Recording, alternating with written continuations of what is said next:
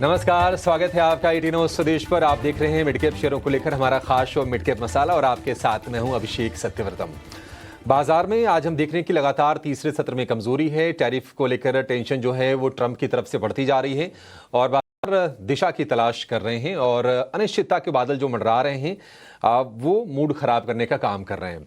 आज निफ्टी करीब 125 अंक नीचे है। निफ्टी बैंक की बात करें तो गिरावट है करीब 250 अंकों के आसपास की। एडवांस डिक्लाइन का जो रेशियो है वो भी काफी कमजोर है, यानी कि मिड कैप में स्मॉल कैप में भी कोई राहत की बात नहीं है, क्योंकि 773 शेयर अगर तेजी वाले हैं तो उसके मुकाबले करीब करीब 1925 शेयर इस वक्त गिरावट के साथ आपको कारोबार करते हुए दिखाई देंगे। और निफ्टी में इस वक्त 50 में से 43 शेयर गिरावट पर कारोबार कर रहे हैं और सिर्फ 7 शेयर ऐसे हैं जहां पर तेजी दिखेगी। सबसे ज्यादा तेजी हम देख रहे हैं कि हीरो मोटो के नतीजों के बाद हीरो मोटो में दिख रही है करीब 0.25% की मजबूती। बाकी जो शेयर हैं 0.25% से ज्यादा की तेजी किसी में भी नहीं है। HDFC life, ITC, JSW steel और एचडीएफसी बैंक 0.25% के आसपास की तेजी इन शेयरों में देखने को मिल रही है। लेकिन जहां गिरावट है, अडानी ग्रुप के शेयर आज टूट रहे हैं, क्योंकि अडानी पोर्ट्स, अडानी एंटरप्राइजेज ये निफ्टी के टॉप लूजर हैं। 3% से ज्यादा की गिरावट वहां पर है। आज जियो फाइनेंस में कमजोरी है, टाटा मोटर्स कमजोर आज दिख रहा है। तो आज अगर आप निफ्टी के मीडिया इंडेक्स को छोड़ दीजिए तो कोई भी सेक्टर ऐसा नहीं है जहां पर कोई आपको खास तेजी दिखे। कुछ सिलेक्टिव बाइंग जरूर है, जैसे कि कंजम्पशन में ब्रिटानिया आपको ऊपर दिखेगा। इसके अलावा पावर में सीएससी के शेयर में तेजी है, ऑटो में हीरो मोटो चल रहा है। लेकिन जो सरकारी शेयर हैं, मेटल शेयर हैं, वहां मूड खराब हो रहा है। बीएचईएल 6% टूटकर निफ्टी के हम देख रहे हैं कि निचले स्तर पर ये कारोबार कर रहा है। लेकिन आगे बढ़ने से पहले जरा एक काम करते हैं, ये जरा देख लेते हैं कि आज जो मिड कैप की जो तस्वीर है वो क्या दिखाई दे रही है। 3 तस्वीरें आपकी स्क्रीन पर लेकर आएंगे, उसके जरिए अंदाजा आपको लग जाएगा कि आज का जो मेगा एक्शन है वो क्या है। तो पहली तस्वीर में आपको दिखेगा बीएचईएल 7% लुढ़का है, क्योंकि नतीजे इसके कमजोर आए। प्रॉफिट के फ्रंट पर भी काफी निराशा, क्योंकि घाटा कंपनी का बढ़ा है, आय भी कुछ खास नहीं। एग्जीक्यूशन को लेकर दिक्कत है बीएचईएल के, और ये शेयर आज हम देख रहे हैं कि वायदा में सबसे ज्यादा गिरने वाले शेयरों में शामिल है। जीएनएफसी अगेन एक कमजोर नतीजों का इंपैक्ट हम देख रहे हैं, क्योंकि मुनाफा 60% गिरा, आय में 22% की गिरावट है, 9% तक ये शेयर टूट गया। और किर्लोस्कर ऑयल के शेयर में भी हम देख रहे हैं कि जो गिरावट है करीब करीब 3% के आसपास का है, और जो नतीजे जो क्यू कर रहे हैं वो मिले जुले रहे हैं, तो सपोर्ट नहीं है। बाजार बड़ा ही लैक लस्टर है, ये साफ तौर पर देखने को मिल रहा है। थोड़ी देर में हम ब्लू स्टार के मैनेजमेंट से भी बातचीत करेंगे और समझेंगे कि आगे के लिए वो किस तरह के ग्रोथ आउटलुक देख रहे हैं, क्या कंपनी के प्लानिंग है, कैसे ग्रो करेंगे। हमारे साथ जुड़ गए हैं कंपनी के चेयरमैन और एमडी वीर एस आडवाणी। मिस्टर आडवाणी, बहुत शुक्रिया आपका समय देने के लिए। स्वागत है आपका 18 स्वदेश पर। रेवेन्यू तो सर बढ़ी है कंपनी की, लेकिन नेट प्रॉफिट की बात करें तो उसमें करीब 28% की गिरावट। मार्जिन भी हम देख रहे हैं थोड़े कॉम्प्रेस हो रहे हैं। आप जरा बताएंगे कि क्या रीजन रहे, क्या ये पिछली जो तिमाही बीती है, थोड़ी सी हमने देखा कि जो समर सीजन रहा थोड़ा अनइवन रहा, क्या उसका इम्पैक्ट है या फिर कोई और वजह है सर?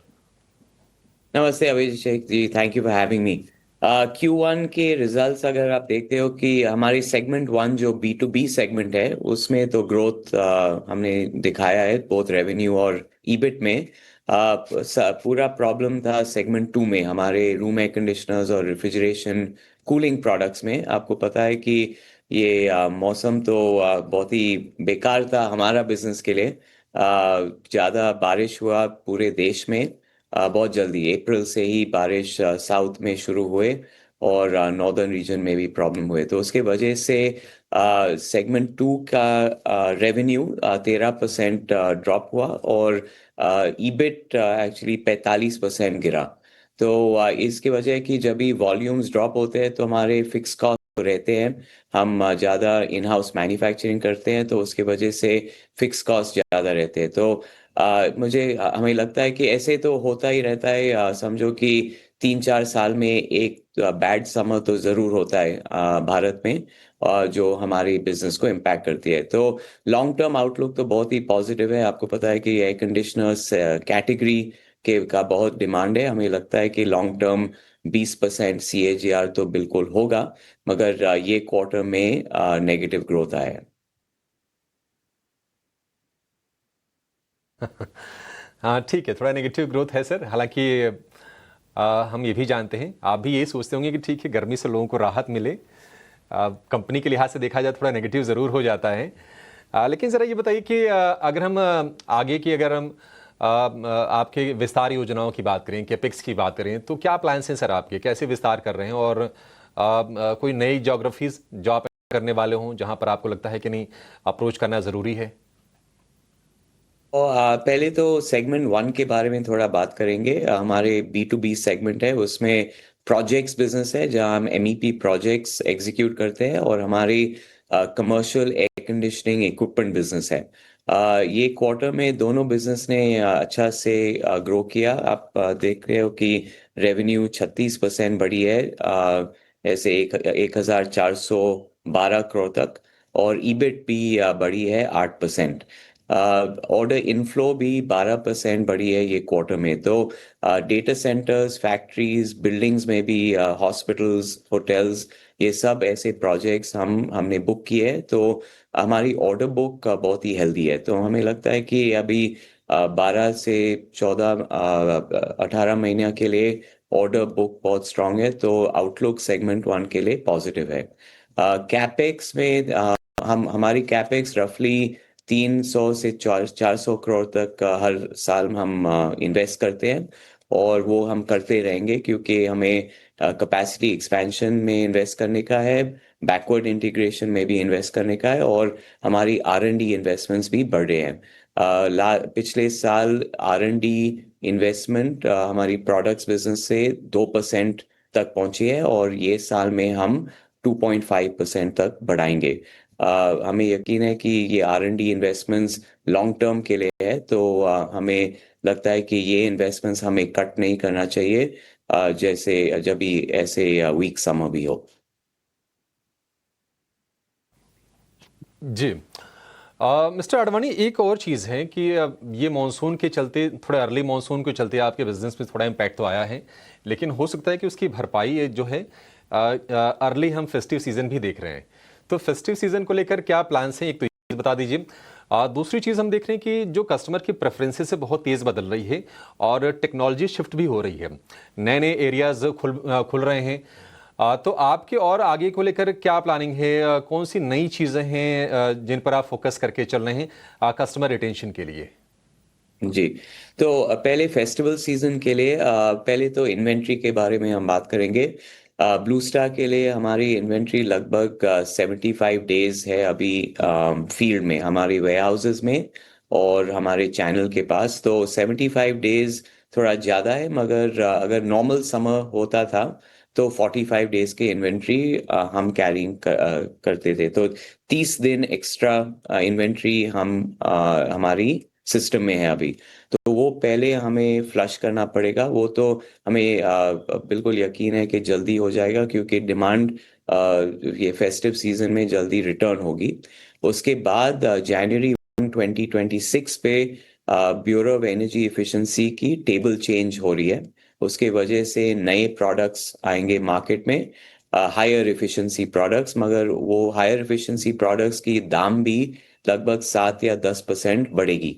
तो हम हर जब भी ये बी टेबल चेंज होता है, तो हम देखते हैं कि उसके पहले चैनल ज़्यादा प्रोडक्ट खरीदते हैं, क्योंकि कम दाम की वजह से। तो वो भी हमें, वो बेनिफिट हमें ये Q3 में मिलेगी। तो हमें लगता है कि फेस्टिव सीजन और बी टेबल चेंज के वजह से जल्दी से रिकवरी होगी।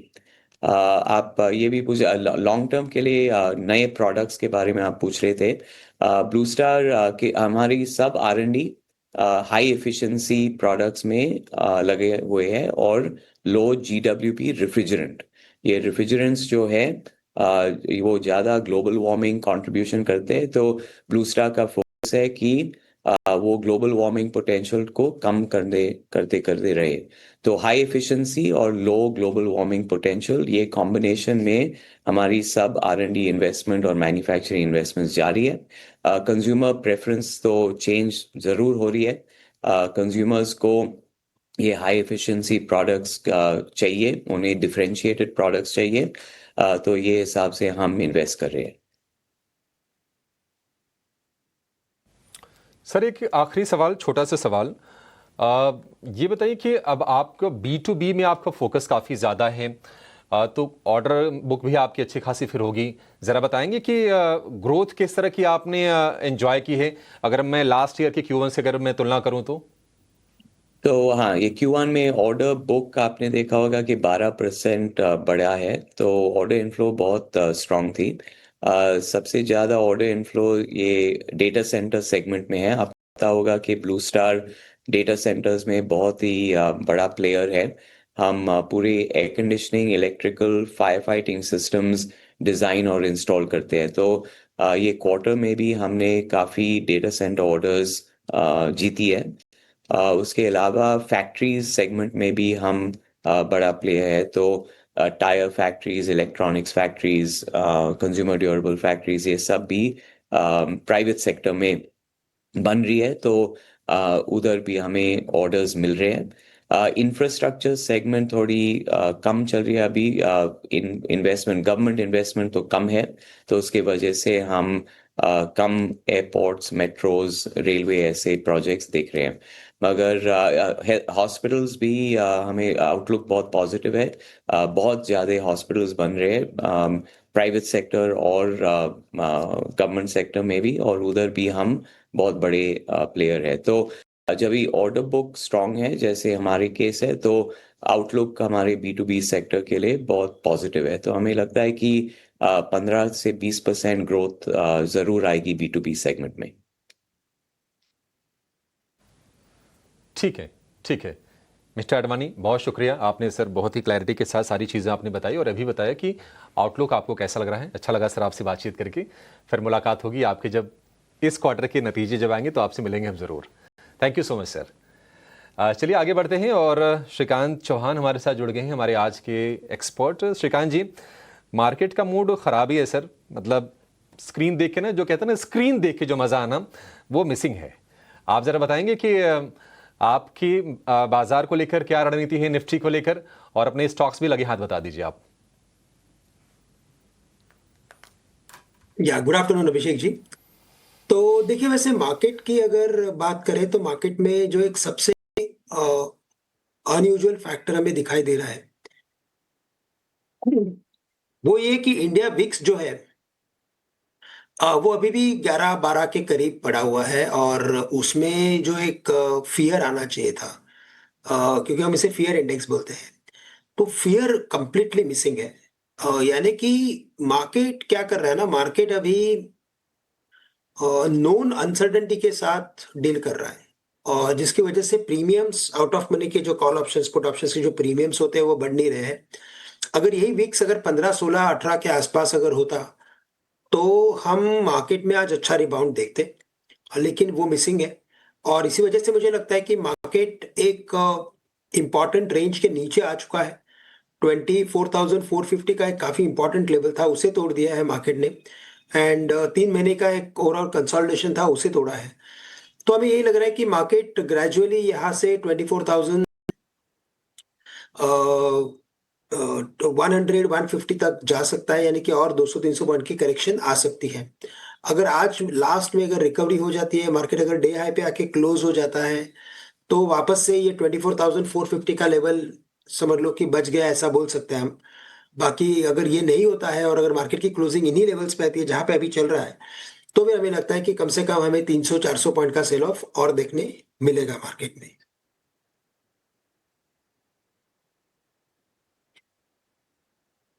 चलिए, ये तो निफ्टी पर व्यू हो गया कि इंडेक्स में यहाँ से और गिरावट दिख रही है।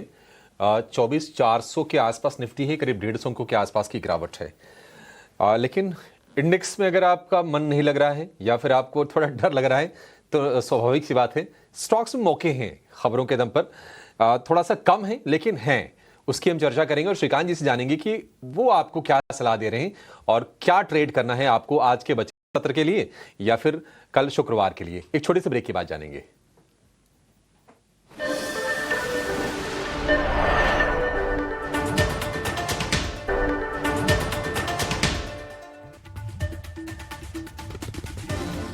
ब्रेक के बाद आपका स्वागत है फिर से मिड कैप मसाला में। हमारे साथ हमारे एक्सपर्ट बने हुए हैं कोटक सिक्योरिटीज़ के श्रीकांत चौहान। श्रीकांत जी बताइए फिर, स्टॉक्स में आपके आज के बेट्स क्या हैं, कहां पर दांव लगाएं, कहां पैसे बन जाएंगे? बिल्कुल। तो देखिए, वैसे अगर इंडेक्स में अगर फिर भी ट्रेड अगर करना हो तो आज का हाईएस्ट जो लेवल बना है 24,550, उसे as a stop loss consider करें और शॉर्ट कर सकते हैं। क्योंकि आज वीकली एक्सपायरी भी है। तो वो एक ट्रेड बन सकता है क्योंकि मार्केट ने इंपॉर्टेंट लेवल को तोड़ा है। और अगर मैं स्टॉक्स की बात करता हूँ तो स्टॉक स्पेसिफिक हमें लगता है कि आज इटर्नल में अच्छी तेजी हो सकती है, क्योंकि उसमें एक ब्लॉक डील होना था, वो ब्लॉक डील हो चुका है। स्टॉक 297 298 के करीब ट्रेड कर रहा है। हमें लगता है कि यहाँ से स्टॉक इसी रेंज के अंदर ट्रेड करते हुए नजर आएगा। 280 का स्टॉप लॉस रखें और टारगेट 315 के रखें। थोड़ा सा पोजिशनल ट्रेड है क्योंकि आज मार्केट वैसे थोड़ा सा अनसर्टन है, लेकिन हमें लगता है कि इटर्नल करंट लेवल से खरीदा जा सकता है। साथ ही साथ भारतीय एयरटेल, ये हमें अच्छा लग रहा है। ये स्टॉक काफी अच्छे इसने क्वार्टरली नंबर्स दिए हैं और स्टॉक अच्छा खासा करेक्टेड है फ्रॉम द हाइज। 1910 1915 के रेंज में इसे खरीदे, 1900 का स्टॉप लॉस रखें। 1980 1990 तक के टारगेट्स नजर आते हैं। और तीसरा स्टॉक जो हमें अच्छा लग रहा है वो है एक्सिस बैंक। यहाँ पे हमें लग रहा है कि काफी अच्छा रिस्क रिवॉर्ड रेशियो है। मेरा व्यू ये था कि मार्केट शायद इन लेवल्स पे आके स्टेबल हो जाएगा और मार्केट में अगर साइडवेज अगर एक्टिविटी होती है तो वापस से वैल्यू बाइंग आ सकती है। इसी वजह से भारतीय और एक्सिस को मैंने चुना था। एक्सिस में जो स्टॉप लॉस रखना है वो हम रखेंगे 1050 का, और टारगेट्स हमें नजर आते हैं 1110 के। जी। ठीक है, एक्सिस बैंक हो गया, इटर्नल हो गया, और इसके अलावा एक और शेयर राजेश जी ने बताया, स्क्रीन पर हम उसको भी लेकर आएंगे। 3 शेयर टोटल राजेश जी की तरफ से, लेकिन जो तीनों के तीनों जो शेयर हैं, भारतीय एयरटेल है तीसरा, तीनों के तीनों जो शेयर हैं ना वो सारे के सारे लार्ज कैप वाले हैं। श्रीकांत जी, हमारा शो तो वैसे मिड कैप वाला है, तो आपसे मैं जरा पूछूंगा एक छोटे से आपका लौटूंगा और जानूंगा कि नहीं मिड कैप में आपका भरोसा क्यों नहीं है। लेकिन उसके पहले जान लेते हैं कि अगर किसी को ऑप्शंस में ट्रेड करना हो तो मौके कहां बनेंगे, लेकर आएंगे ऑप्शंस के चैंपियन को।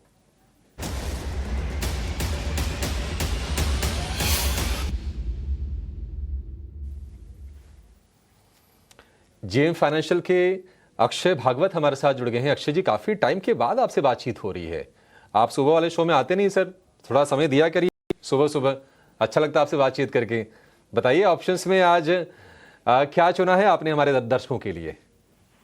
जी, गुड आफ्टरनून अभिषेक जी। तो आज ऑप्शंस के चैंपियन के लिए स्टॉक चुना है टीवीएस मोटर्स। तो टीवीएस मोटर्स आप प्राइस चार्ट पे देखें कि बहुत ही एक पिवोटल प्राइस पॉइंट पे ट्रेड हो रहा है, जो एक बहुत क्रूशियल रेजिस्टेंस है, लेवल है 2960 का। तो तीसरी बार ये डेली चार्ट्स पे एक ब्रेकआउट का अटेम्प्ट कर रहा है। तो जिस तरीके का सेटअप है, वॉल्यूम प्राइस एक्शन है, देख के लग रहा है कि शायद अगर ब्रेकआउट आपको ये मिल जाए तो बहुत ही कम समय में बढ़िया मोमेंटम अपसाइड पे मिल सकता है, जिसके चलते 3150 3200 छू सकता है टीवीएस मोटर्स। रणनीति बनानी है ऑप्शंस में, जहाँ पे 3000 की अगस्त की कॉल बाय करनी है, और इसमें आपको फर्स्ट टारगेट बनाना है करीबन 72 का, सेकेंड टारगेट बनेगा 85 और स्टॉप लॉस बनेगा 37 ऑप्शन प्रीमियम पे। तो इसको मोनेटाइज करूं मैं रुपी टर्म्स में, तो आप 9000 प्रॉफिट, ये आपका टारगेट 9500 ये आपका प्रॉफिट टारगेट बना के चले, और रिस्क आपका 5400 का स्पीड में बना के चले। ठीक है, टीवीएस मोटर आपको हल्की सी तेजी दिखेगी भाव में, करीब 4.5% ऊपर है, लेकिन 3000 वाली कॉल खरीदिए इन द मनी, और ये 55-50 रुपए के भाव पर आपको ये मिल जाएगी। लक्ष्य होगा 72 रुपये 85 रुपये, और स्टॉप लॉस लगा के चलिए 37 रुपये का। अधिकतम मुनाफा 9500 का। अगर एक लॉट आप लेते हैं तो अगर प्रॉफिट हुआ तो, अगर नुकसान हुआ तो अधिकतम 5400 रुपये का नुकसान इस ट्रेड में आपको हो सकता है। तो सोच समझ कर ट्रेड कीजिएगा और स्टॉप लॉस को ज़रूर फॉलो कीजिएगा आपने। और एंट्री एग्जिट क्रूशल हो जाती है ऑप्शंस के सौदों में स्पेशली। अक्षय जी, बहुत शुक्रिया आपका समय देने के लिए और ये बेहतरीन स्ट्रेटजी हमारे दर्शकों को बताने के लिए। लौटते हैं श्रीकांत जी के पास। श्रीकांत जी, आपके तीनों जो शेयर रहे वो सारे के सारे लार्ज कैप हो गए। फोन कर दो। कहीं आप बिजी हैं, लगता है क्लाइंट्स के फोन परेशान कर रहे हैं आपको। आज मार्केट ही वैसा है इसके लिए। हाँ बोलिए सर, सॉरी। नहीं हाँ, देखिए, नहीं, मैं ये कह रहा था कि बिल्कुल आपने एकदम तीनों सही जो शेयर लिए वो जवाब। सारे लार्ज कैप हैं, बल्कि हम यस। हाँ नहीं, तो उसका रीजन यही है अभिषेक जी कि मार्केट ने एक इम्पॉर्टेंट लेवल को तोड़ा है, यानी कि 300 पॉइंट के, यानी कि 24,50 के लेवल को तोड़ना एक बड़ी बात है। और ये बड़ा इवेंट, मैं हमेशा एक इम्पॉर्टेंट लेवल जब ब्रेक होते हैं तो एक बड़ा इवेंट उस वक्त अगर अगर होता है तो उस इवेंट का इम्पैक्ट निगेटिव है, ऐसा मैं कंसिडर करके चलता हूँ। तो इसी वजह से मुझे लगता है कि आज अगर इंपॉर्टेंट लेवल मार्केट ने तोड़ा है तो यहाँ पे अगर आप मिड कैप स्टॉक अगर लेते हो और अगर एक दो दिन के बाद अगर मार्केट अगर इसी फॉल को अगर और कंटिन्यू करता है तो क्या होगा कि मिड कैप में एक भारी बिकवाली आ सकती है। अभी तक क्या हो रहा है कि मार्केट इंपॉर्टेंट लेवल्स के करीब लार्ज कैप स्टॉक्स में बाइंग आता है, मार्केट रिकवर हो जाता है, मार्केट साइडवेज हो जाता है और उसमें वापस से mid cap small cap stock चलते हैं। तो ये ट्रेंड देखना अभी बाकी है। अगर करंट लेवल से मार्केट अगर रिकवर कर ले, 100-200 पॉइंट की रिकवरी अगर कर लेता है तो वापस मिड कैप स्टॉक्स हम ट्रेड कर सकते हैं, क्योंकि देखिए वैसे मार्केट अभी भी काफी एक्सपेंसिवली ट्रेड कर रहा है। और जब मार्केट एक्सपेंसिवली ट्रेड करता है तब मैंने देखा है कि mid cap small cap stocks में एक चुनिंदा खरीदारी आती है और उनमें अच्छे रिटर्न्स भी बनते हैं as compare to large cap stocks. लेकिन आज इंपॉर्टेंट लेवल तोड़ा है, इसीलिए मैंने जो जितने भी स्टॉक्स दिए हैं वो लार्ज कैप दिए हैं। और अगर यहाँ से कॉन्ट्रा व्यू के साथ अगर रिकवरी बनी मार्केट में अभिषेक जी, तो इन स्टॉक्स में फंडामेंटल्स काफी स्ट्रांग है और एफआईएस की खरीदारी भी आ सकती है। सही बात है, थोड़ा सा ना सेफ्टी की तरफ जाना चाहिए। और जब भी लगे कि अनिश्चितता का माहौल है, बाजार में कोई दिक्कत है, तो सबसे पहले मिड कैप स्मॉल कैप से थोड़ा मोह भंग होता है लोगों का और लार्ज कैप की तरफ मूव भी करते हैं। शो को समाप्त करने से पहले एक छोटा सा कमेंट आपसे और चाहेंगे श्रीकांत जी। क्या ऐसे भी क्लाइंट्स हैं आपके जो, क्योंकि बाजार में हम देख रहे हैं कि रीसेंट हाई से निफ्टी करीब करीब 1100-1200 पॉइंट नीचे आ गया, निफ्टी बैंक की बात करें तो करीब 2000 पॉइंट के आसपास की गिरावट आ गई, तो ऐसे लोग भी हैं जो कह रहे हैं कि ठीक है अभी के लिए पोजीशन हमारा कंप्लीटली आप स्क्वायर ऑफ कर दीजिए, अब जब मार्केट सुधरेगा तो हम देखेंगे, हम जा रहे हैं छुट्टी पर। तो देखिए वैसे कोई भी क्लाइंट ऐसे कंप्लीट जीरो करते नहीं है, लेकिन जो मार्जिन के साथ ट्रेड करते हैं, जो एक स्पेसिफिक लेवल को कंसिडर करके काम करते हैं, और मैं कहूंगा कि ये स्ट्रैटेजी बहुत ही बेटर स्ट्रैटेजी है कि आप आपके बैक ऑफ माइंड हमेशा एक स्टॉप लॉस रखें। और अगर मार्केट उन लेवल्स को अगर तोड़ देता है बिकॉज ऑफ सम इवेंट जिसके ऊपर अपना कंट्रोल नहीं है, तो बिल्कुल उस वक्त अपनी पोजीशंस को कम करना बहुत जरूरी है। स्पेशली वो पोजीशन को कम करनी चाहिए जहां पे आपका कुछ लिवरेज हो। तो ऐसे डेफिनेटली कुछ ट्रेडर्स ने पोजीशंस कम की है। कुछ एक ट्रेडर्स थे, उन्होंने अभी तक इंतजार किया था कि मार्केट इंपॉर्टेंट लेवल्स के करीब अगर आते हैं तो जाके खरीदेंगे। लेकिन क्या होता है ना कि जब मार्केट के इंपॉर्टेंट लेवल्स के करीब आता है, या तो अभिषेक जी बहुत मार्केट गिर जाता है तो वो किसी इवेंट के साथ आता है, वो ऐसे तो नहीं आता है। और जो वो इवेंट आता है तो इवेंट देखते हुए उस लेवल पे खरीदना उतना ही मुश्किल दिखाई देता है। तो यस, कुछ एक ट्रेडर्स है जिन्हें कॉन्ट्रा खरीदारी करनी है, लेकिन वो अपने परचेसेस को और थोड़ा डिले कर रहे हैं because of uncertainty in the market. तो बाय एंड लार्ज मैं कहूंगा कि इसी वजह से मार्केट में जो मार्केट की ब्रेथ है वो काफी पुअर है, और जो इन्वेस्टर्स हैं वो थोड़ी और क्लैरिटी का इंतजार कर रहे हैं। जी जी, नहीं ठीक है, क्लैरिटी का इंतजार होना भी चाहिए, लेकिन ये भी है ना, पुरानी कहावत है बाजार में कि अच्छे भाव और अच्छी खबरें एक साथ आती कहाँ हैं, तो यही तो डिलेमा है, इसी पर तो पार पाना है, इसी पर विजय पाना है, और वही लोग बाजार में फिर विजय भी प्राप्त करते हैं, आगे बढ़ते हैं। खैर, बहुत शुक्रिया श्रीकांत जी तमाम शेयरों पर बातचीत करने के लिए, मार्केट का आउटलुक समझाने के लिए, और इंडेक्स में कैसे पैसे बन सकते हैं ये भी हमारे दर्शकों को गाइड करने के लिए। Thank you so much sir. चलिए शो को फिलहाल यहीं पर समेटेंगे और एक छोटे से ब्रेक के बाद लेकर आएंगे कॉर्पोरेट कनेक्शन। आप कहीं जाएगा नहीं। नमस्कार।